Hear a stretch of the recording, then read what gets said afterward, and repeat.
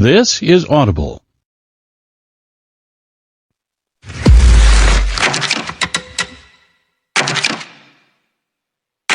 Hachette Audio presents Level Apocalypse, written by David Dalglish, read by John Patnode.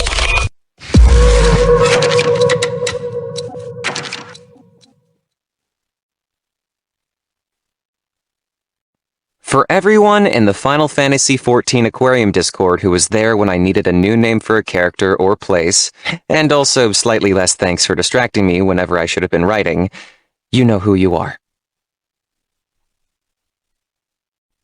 A reminder for those who need one. With a swirling black sun having emerged outside his space station, Nick knows he has limited time to venture forth through the world of Yensere contained within a strange alien object found on the lifeless world of Majus.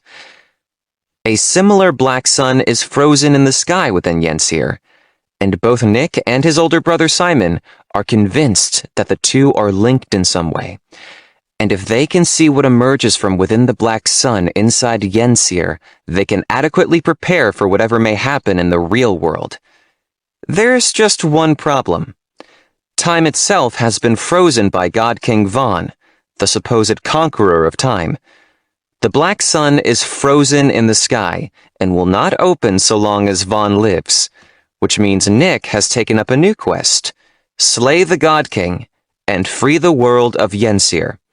In doing so, he's picked up powerful friends, from the fire-wielding scholar Violet to the ancient blade from the Sinifel Empire, Sorrow, and a survivor of another world that found an artifact, Lesia, who hides her true name behind the moniker Frost.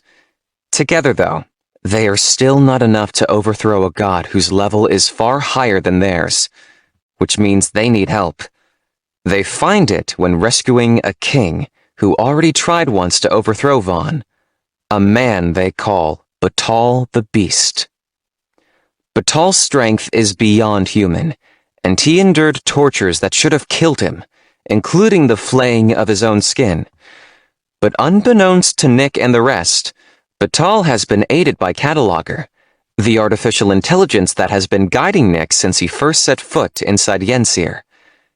Together, they reunite Batal's broken kingdom, gathering allies and launching a brand new war against a now complacent and unprepared Alder kingdom. The war proceeds well, culminating in a great battle at the city of Abazul. Nick encounters one of his previous foes, Sir Gareth, a knight who has hounded him since Nick first appeared in the far western fields of Meadowtint. Gareth has renewed his dedication to his god, Vaan, and seeks to make amends while traveling with a seemingly low priest of the faith by the name of David. During the siege of Abazul, Gareth's mother is killed by falling debris. Blaming Nick, a heartbroken Gareth tries and fails to kill Nick. Nick lets him live, for he promised Gareth he would try to treat all life within Yensere as sacred, and he has no desire to see a broken Gareth slain.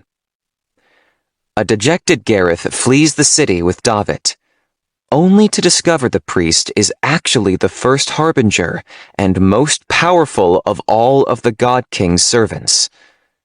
Things are no better for Lesia, who has battled to Abazul's throne room. It is there that Lesia has a final confrontation with her sister, Irina, whom she has been searching for ever since Irina abandoned her to accept a fully digital life inside the artifact.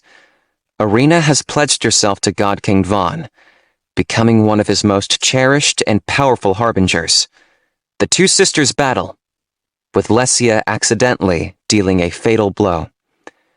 The loss is more than she can bear, but Nick manages to convince her to stay with him inside Yensere, and finally admits the obvious: how much he cares for her. In the aftermath, in a quiet little field far from civilization, Cataloger steps out of a ring of stones, now possessing a human body. Freed from the rules that once bound her, she is eager to join the others in their quest to slay the God-King and set right the flow of time, lest all of Yensere continue to break down and suffer.